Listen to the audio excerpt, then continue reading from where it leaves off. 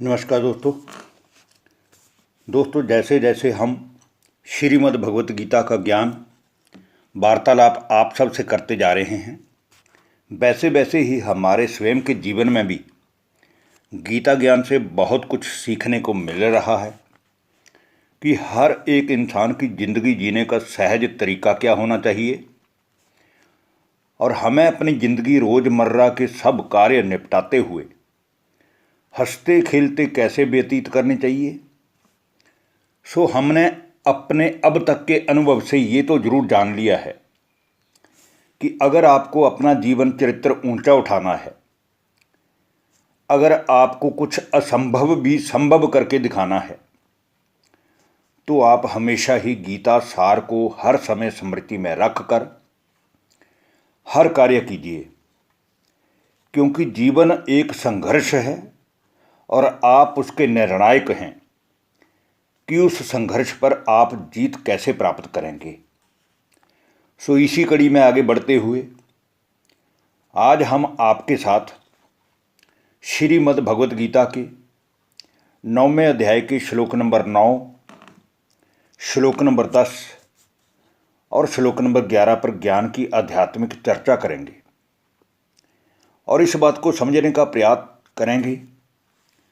कि इस ज्ञान में ऐसा कौन सा महत्वपूर्ण और सीखने योग्य तथ्य है जिसे अभी तक भी अर्जुन भगवान से बार बार उत्सुकता पूर्वक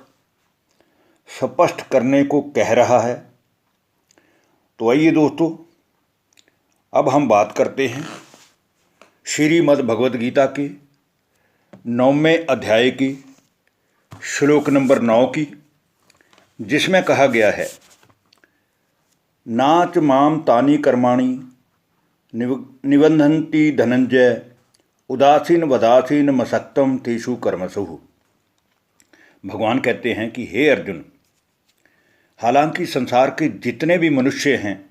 नर हैं, नारी हैं, चाहे वो किसी धर्म से हैं, किसी जाति से हैं या किसी देश के हैं,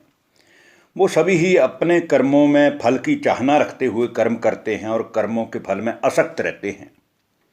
लेकिन उन कर्मों में मुझे कभी आसक्ति नहीं होती, क्योंकि मैं जन्म मरण से मुक्त हूँ, इसलिए मुझे किसी फल की प्राप्त करने की इच्छा भी नहीं है। तो उन कर्मों में आसक्ति रहित और उदासीन के सदृश स्थित मुझ परमात्मा को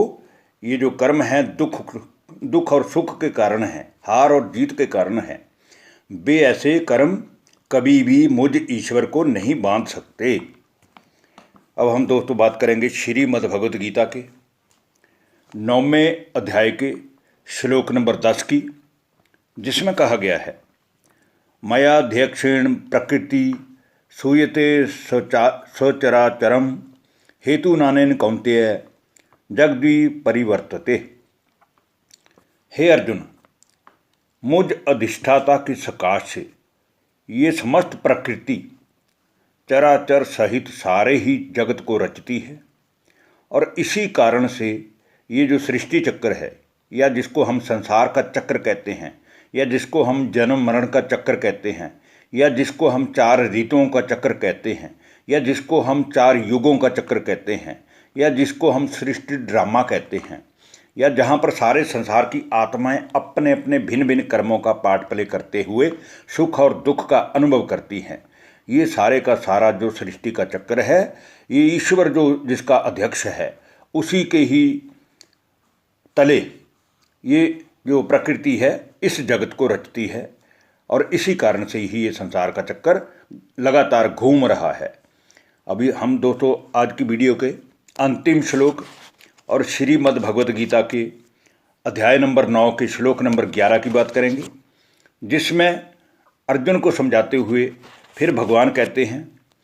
अब जानन्ति माम मूढ़ा मानुषीम तनु माच्छ्रितम परम भाव मजानंतो मम भूत महेश्वरम। कि हे अर्जुन, ये जो संसार के बहुत सारे लाखों करोड़ों प्राणी हैं जिनकी ज्ञान में रुचि नहीं है, वो मेरे परम भाव को ना जानने वाले मूढ़ लोग अर्थात मूर्ख लोग, मनुष्य का शरीर धारण करने वाले